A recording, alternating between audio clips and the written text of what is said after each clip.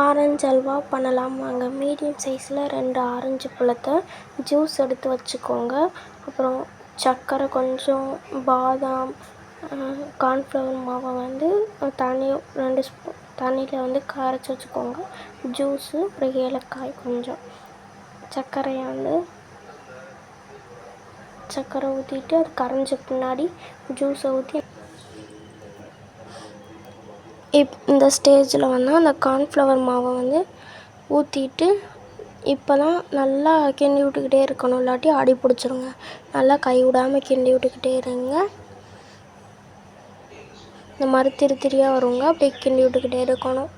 அப்படியே ஏலக்காய் சேர்த்து கிண்டி விடுங்க. லாஸ்ட்டில் முந்திரி பாதாம்லாம் சேர்த்து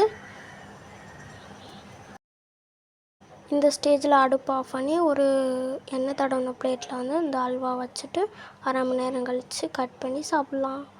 அல்வா ரெடி ஆயிடுச்சுங்க.